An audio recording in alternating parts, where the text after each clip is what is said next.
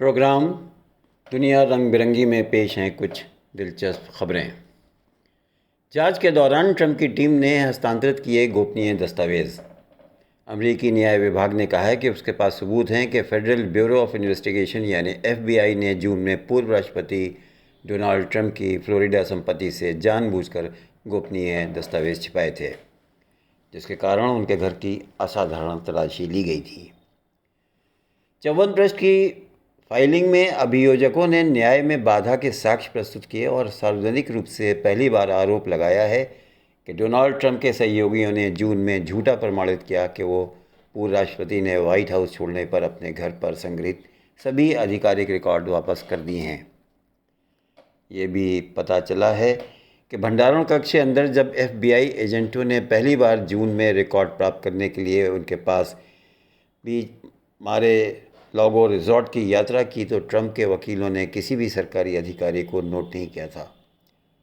बक्से को खोलने या अंदर देखने के लिए स्पष्ट रूप से निषिद्ध था। विभाग ने फ्लोरिडा ज़िला अदालत में दाखिल एक फाइलिंग में कहा है कि सरकार इस बात के सबूत भी हासिल किए हैं कि सरकारी रिकॉर्ड संभवतः छिपाए गए थे और भंडारण कक्षों से हटा दिए गए थे और सरकार की जांच में बाधा डालने का प्रयास किया गया था। उन्होंने ट्रंप के घर के अंदर पाए गए कुछ वर्गीकृत रिकॉर्ड यानी क्लासिफाइड रिकॉर्ड्स की कॉपियां भी जारी की हैं, जिनमें से कुछ गोपनीय मानव स्रोतों का उल्लेख करते हैं। उन्होंने ट्रंप के मकान से बहुत से जो रिकॉर्ड थे उनको दिखाया और बताया कि ये गैर कानूनी थे। वेस्ट गाम बीच में न्यायाधीश एलन तोप के समक्ष गुरुवार की अदालती सुनवाई से पहले न्याय विभाग की फाइलिंग आती है और गोपनीय मानव स्रोतों का उल्लेख किया गया है। न्यायाधीश एलन कैनन 8 अगस्त को मारे लागो से जब्त किए गए दस्तावेज़ों के विशेषाधिकार की समीक्षा के लिए एक विशेष मास्टर नियुक्त करने के ट्रंप के अनुरोध पर विचार कर रहे हैं, जिनमें से कई को वर्गीकृत किया गया है। एक विशेष मास्टर एक स्वतंत्र तृतीय पक्ष होता है जिसे कभी कभी अदालत द्वारा संवेदनशील मामलों में अटॉर्नी क्लाइंट विशेषाधिकार द्वारा कवर की गई सामग्री की समीक्षा करने के लिए नियुक्त किया जाता है, ताकि वो सुनिश्चित हो सके कि जांचकर्ता इसका दुरुपयोग नहीं करते हैं। उदाहरण के लिए ट्रंप के 2 पूर्व वकीलों रूडी गियोलियानी और माइकल कोहेन के घरों और कार्यालयों की तलाशी के लिए भी एक विशेष मास्टर नियुक्त किया गया था।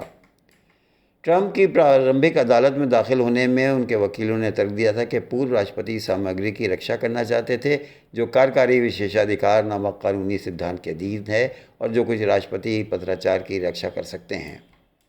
न्याय विभाग ने कहा कि वो एक विशेष मास्टर की नियुक्ति का विरोध करता है। ट्रंप के घर की 8 अगस्त की तलाशी कई संघीय और राज्य जांचों में से एक थी जिसका ट्रंप सामना कर रहे हैं। बुजुर्गों के कल्याण के लिए एक अनूठा बाल भर्ती कार्यक्रम। जापान में पुराने देखभाल घरों में रहने वाले कमज़ोर लोगों को आराम और खुशी प्रदान करने के लिए बच्चों को काम पर भर्ती करने का एक अनूठा कार्यक्रम शुरू किया गया है। समाचार एजेंसी AFP के अनुसार जापान के क्यूश के दक्षिणी और तीसरे सबसे बड़े प्रांत के ताकियोशु के वृद्धा आश्रम की देखभाल बाल श्रम के लिए विज्ञापित किया गया है। नर्सिंग होम के विज्ञापन के तुरंत बाद आसपास के क्षेत्रों के बच्चों के कम से कम 30 माता पिता ने भी नौकरी के लिए आवेदन जमा किए हैं।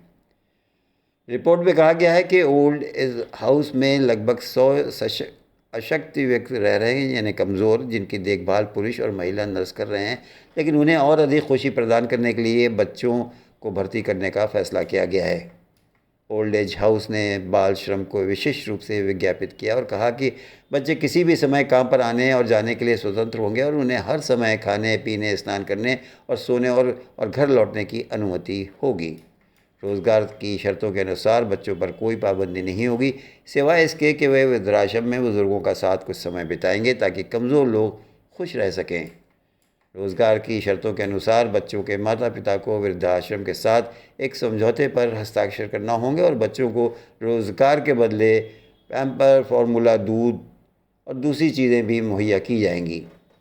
रोज़गार के लिए बच्चों के लिंग में भी कोई शर्त नहीं है और ये स्पष्ट किया गया है कि बच्चों को रोज़गार का उद्देश्य बुजुर्गों को खुशी प्रदान करना है। चीनी पुलिस ने वध के लिए रखी 150 बिल्लियाँ जब्त की हैं। International organisation for animal welfare ने कहा है कि पुलिस ने पूर्वी चीन में वध के लिए 150 बिल्लियाँ और गौरैयों को जब्त किया है। विदेशी समाचार एजेंसी AFP की रिपोर्ट के अनुसार ह्यूमन सोसाइटी इंटरनेशनल ने एक बयान में कहा है कि चीन के शेडोंग प्रांत के पूर्वी शहर जिनान में पुलिस ने बिल्लियों को जंग लगे पिंजरों से बरामद किया है, जहां बिल्लियों को कैद किया गया था। स्थानीय पशु अधिकार समूह विशाइन ने एक सदस्य से कहा कि एक समूह ने जिसमें पिंजरों में चारा के रूप में गौरैयों को रखा था और प्रत्येक बिल्ली के प्रवेश करते ही उसे बंद करने के लिए रिमोट कंट्रोल का इस्तेमाल किया जाता था। ह्यूमन सोसाइटी इंटरनेशनल के अनुसार हुआंग नाम के एक कार्यकर्ता ने कहा है कि वो बिल्लियों की हालत देखकर हैरान रह गए।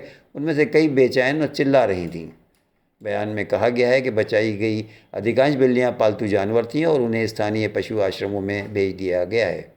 रिपोर्ट में कहा गया है कि श्रमिकों ने चीन में एक संरक्षित प्रजाति की 31 गौरैयों को भी पाया है और उन्हें वापस जंगल में अब छोड़ दिया गया है। इसमें कहा गया है कि चीन के पास जानवरों के प्रति क्रूरता को रोकने के लिए कोई कानून नहीं है, लेकिन संदिग्ध पक्षियों के शिकार, संपत्ति की चोरी और पशु रोग निवारण कानूनों के उल्लंघन के लिए जुर्माने का सामना कर सकते हैं। ह्यूमन सोसाइटी इंटरनेशनल के अनुसार चीन में हर साल लगभग 10 मिलियन कुत्तों और 40 लाख बिल्लियों को मानव उपयोग के लिए मार दिया जाता है। रिपोर्ट के अनुसार चीन के कई हिस्सों में कुत्ते और बिल्लियों के मांस को एक स्वादिष्ट व्यंजन माना जाता है और पालतू जानवरों की संख्या बढ़ने पर भी पालतू जानवरों को चोरी करने के लिए आपराधिक गिरोहों को प्रोत्साहित करने के लिए उनके मांस का व्यापार काफ़ी आकर्षक बना हुआ है। इस आदत में लगातार गिरावट देखी जा रही है। चीन में हर जून में दक्षिणी चीनी शहर यूलिन में एक कुत्ते के मांस का मेला आयोजित किया जाता है, जहां भोजन के लिए जीवित कुत्ते और बिल्लियां बेची जाती हैं। विदेशी समाचार एजेंसी के मुताबिक दक्षिणी चीन के गुआंगडोंग और गुआंगुआशी प्रांतों के कुत्तों और बिल्लियों को